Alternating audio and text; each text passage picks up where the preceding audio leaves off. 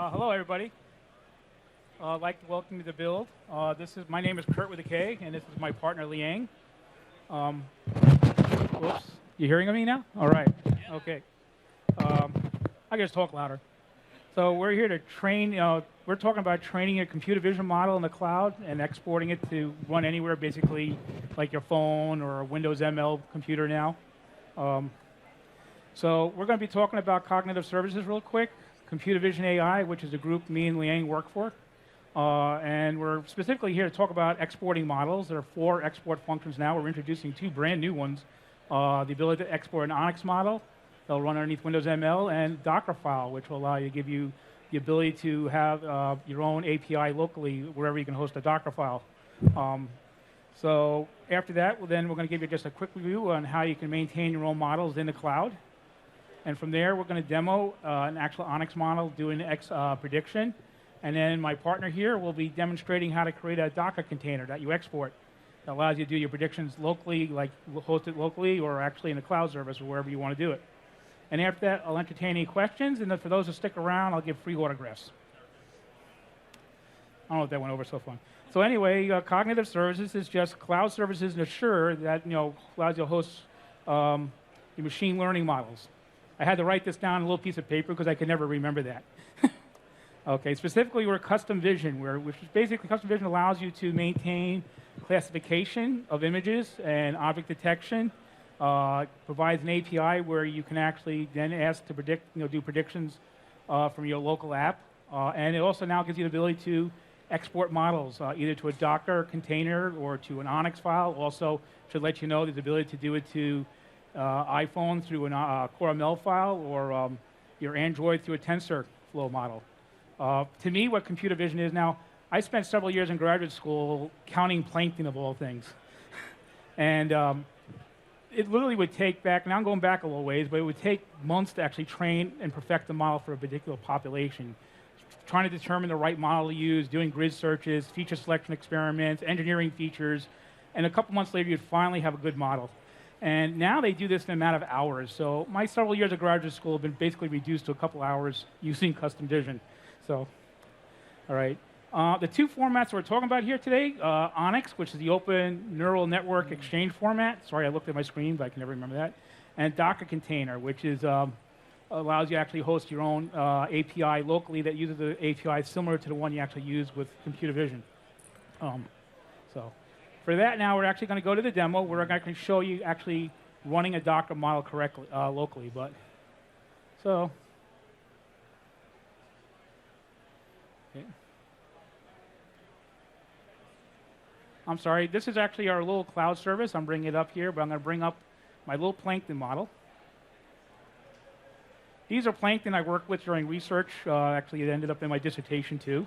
So I built a little model that recognizes 5 different plankton. Here you can actually add images. It allows you to label them. You can delete images. And basically, you keep on doing this and keep on doing training until you get to an accuracy that you're happy with. So if you see, I've been through 8 iterations already to get me to where I'm very happy with. From here now, I can now export this to an ONNX format. It's a very simple function. I'm going to export. You notice you can see there are 4. Well, if the screen was bigger, you could see there were 4 models. You see the first 3, iOS, TensorFlow, ONNX, one of the new ones, and Dockerfile. So we're interested in ONNX right now. Okay, it's very simple. Now the model's already sitting in the cloud. It's been trained, and I'm just going to ask to export it. Can't get export this iteration. Okay. I think it's upset because I've already actually done it. Sorry about that, folks. I did it before while kind of get ready to demo the service. So now I'm just going to go ahead and download my ONNX model. So I'm going to say Save As. I'm actually putting it into, there's a little example-based program I have, a little sample program. You can see I've done this several times before because you can see Plankton 3 through Plankton 7. We're now going to create Plankton 8. No, we're not going to overwrite it. I'm just going to actually change it to 8. Yeah, I'm not actually used to using touchpad. Okay, the model has actually been exported now, and it's actually sitting in what's called the assets folder of my XAML application. Now I'm going to bring up this little application here. Now, let's bring up the code. Now, what happens is there's an actual tool out there called MLGen, which is apparently now actually built into Visual Studio now, too. So it's easier than what I had to do. Originally, it was a pain in the neck command line tool, but now you can actually add the model through the solution file. And I'm going to let you go to a workshop tomorrow where they'll do much more detail about this.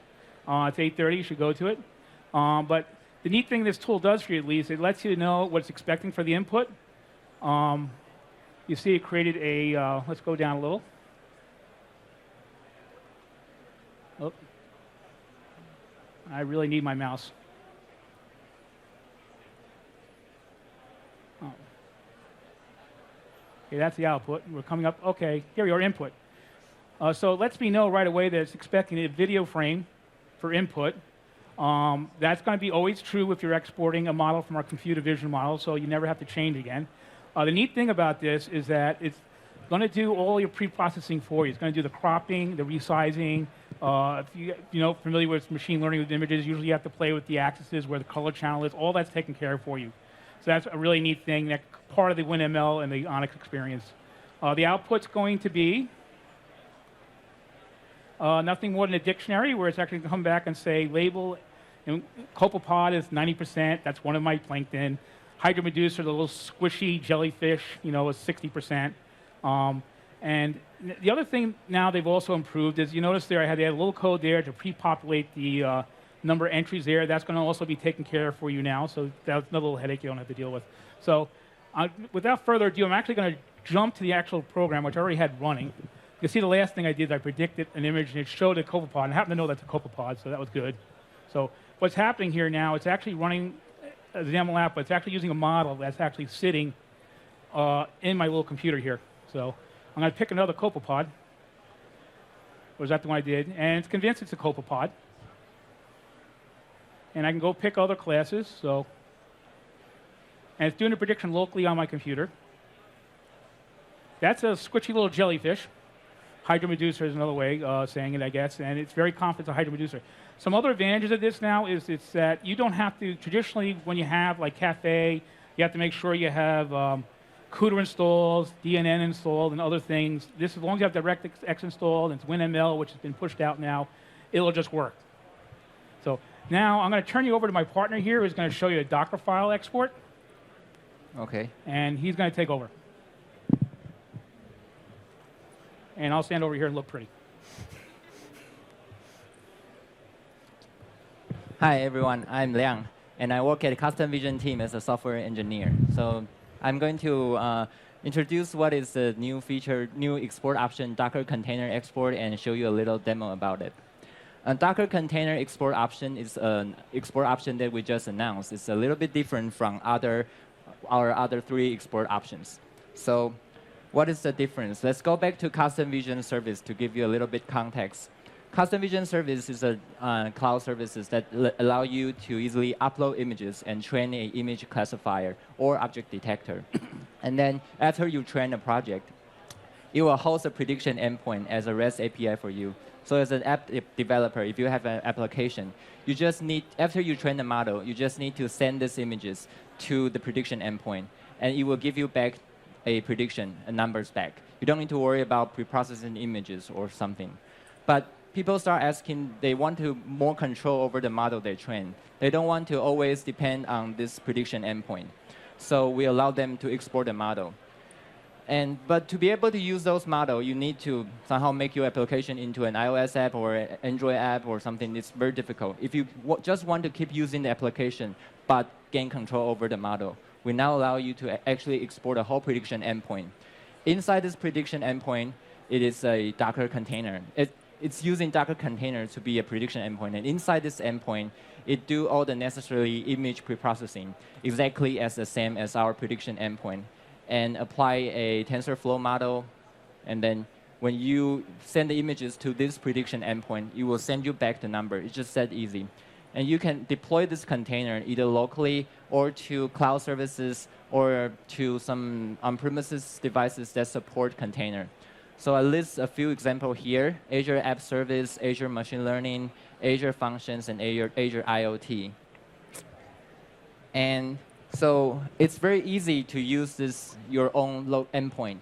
in the SDK, you just need, in the SDK constructor, you just need to swap the base URL of your endpoint. For example, here, if I deploy this endpoint to my local host, I just need to swap the base URL as using my local host. Then my application, instead of talking to original prediction endpoint, will now talk to your local host, your own endpoint.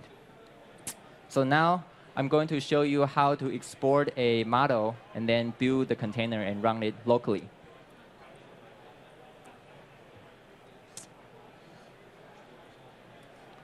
In Custom Vision websites, I have this Soda project that has 20 Coke images here and 21 Pepsi images. Basically, I want this project as an image classifier. Tells me if I get a new can images, whether it's a Pepsi or a Coke. So I have already trained this project, and it's giving me a very good results. And I'm satisfied with it. I go ahead, export. The same thing here. Now we choose the fourth option, Dockerfile export. And you have two container options you can export. In today's demo, we're going to demo to Linux option. So after you click on this, you will get a zip file. You go ahead, download, and unzip it. So I've already downloaded, unzip it locally. Let's go ahead to look inside what's in the folder. Inside this folder, you'll get a Docker file that basically tells Docker container how to build your images and run the services. And there is a README file. Inside that, there is some simple instruction to tell you how to build the images and run the service. And there's also some testing command to let you know how to test and call in this REST API. The app folder is a Python Flask app that wrapped the TensorFlow model. And also, it did the image preprocessing. The Python code do the same image preprocessing as you will get in prediction pipeline. Azure ML folder is some additional file if you want to deploy this container to Azure ML. So in today's demo, actually, I'm going to walk you through directly in this README file, the instruction in the README file. OK, let's look at this README file. This is the same from that folder. The first command we're going to run is to build this image.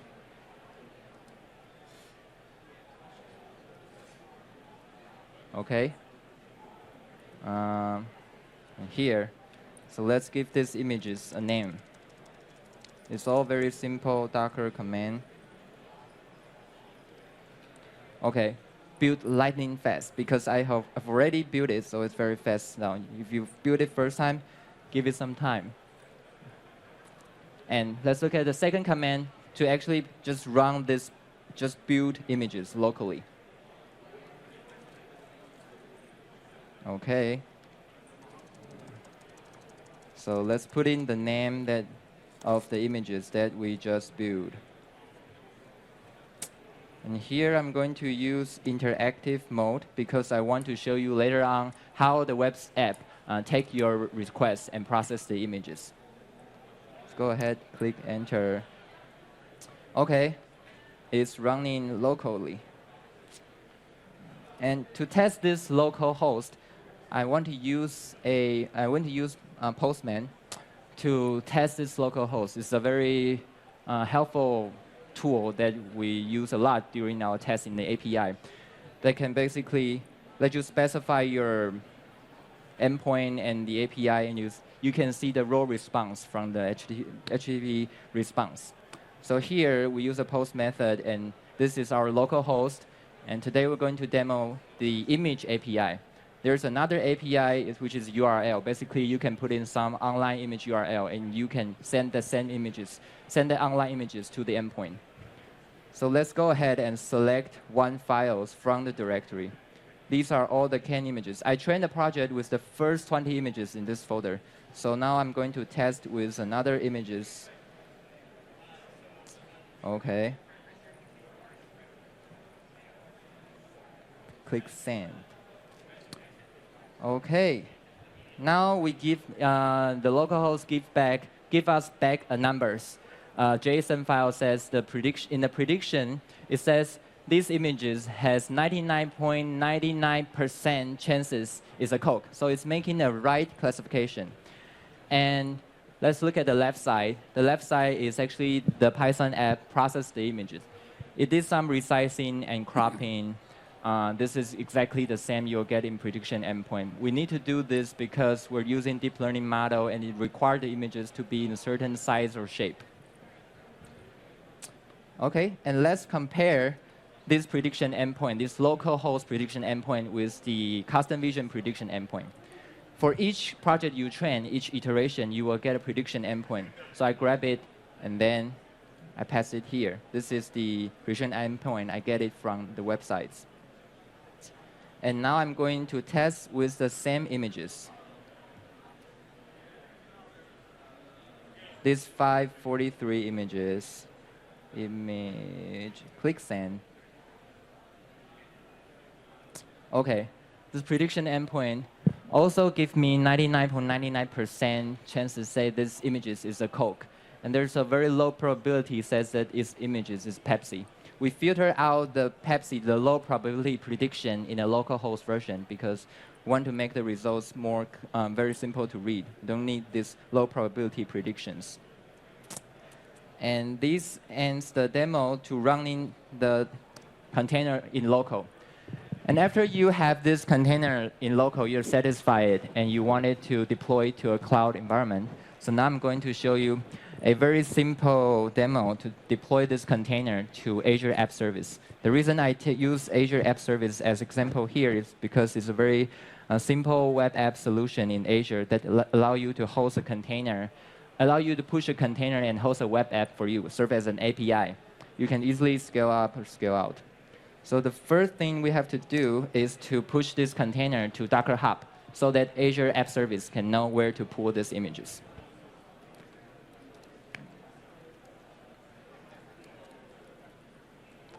So I'm going to tag these images with my own Docker Hub ID. Okay, tag it, and then we can go ahead and push it to my Docker Hub. Okay, again, this is very fast. Actually, I have already pushed these images to the Docker Hub, but the command is very simple and it doesn't take long to run. So after I push to the Docker Hub, I need to run the second command here. Show you. Okay, this command is using Azure Command Line interface. I've installed Azure Command Line interface and log into my account and create a resource group for it. So basically, what we are going to do now is we're going to create an app service plan to let Azure App Service know how to create your app. So we specify the type of the app and the SKU and the resource group that it belongs to and give it a name. So let it run. And it took a while to run, so I don't want it to wait. I have already created this app service plan under my subscription, so I don't need it to be finished. With this app service plan, we can then go ahead to create the app. So the last here, oops. This is the container image that I just pushed to my Docker Hub Soda classifier. Specify your container image, and then give your endpoint a name. It will be show up in later on in the URL. Classifier. Okay, hope I don't spell wrong. And then this is the app service plan. I would not actually run this command. Okay, I run it, but it takes about 5 to 10 minutes for Azure App Service to actually deploy this web app. I've already deployed it to the same URL, so I'm just go ahead to use Postman to do a testing to show you that using this, after you use this command, the app service as an endpoint will give you back exactly the results as you will get in the local host. So 543, right? And then we send to this. Yes, it gives me back 99.99% this images is a Coke. Let's compare the results as the version in this local host. So it's exactly the same. So it's just that easy. Within 5 commands, we've come from build the container image and run it locally and deploy it to a cloud. And it's not limited. So this container export is not limited to if you want to push it to a cloud or run it locally. Like I believe in yesterday's keynote, there's the Azure IoT Edge team using our services to actually deploy the model to edge a Raspberry Pi device so we can run it in offline scenarios. So I finished my demo on Docker container. I'll give time back to Kurt to conclude today's talk. All right, everybody. Well, I want to thank Liang for that. Was an excellent, demo of how to do Onyx. I'm going to jump a little towards the end of our presentation here. We have about a minute left now for questions. But more importantly, I want to give a shout out to. Oh, one more. Go ahead. All right. You're looking there tomorrow morning at 8:30. There's a little workshop there where they're going to. I'm talking about Onyx here. There's a workshop on how to work with Onyx. So it's definitely going to be worth going to if you're interested in working with Onyx. And obviously, there's something. There's something also tomorrow at 4:45. Oh, I'm sorry, you missed that already. I think. So, all right. Anyway, we got about a minute left for any questions, and otherwise, you can follow us back to the booth. Any exciting questions? Yeah. And sorry. What is the base image for the Docker container you use? Is it public? Because I can't deploy it to anywhere. It's a Ubuntu Python image. From the main Docker registry. Right. Well, then I guess I want to thank Oh, sorry. So earlier when you were going through the code example, you said the pictures had to be of a certain size because of the deep image, Right. deep learning. So does the code have to take up most of the image, or can it be anywhere in the picture?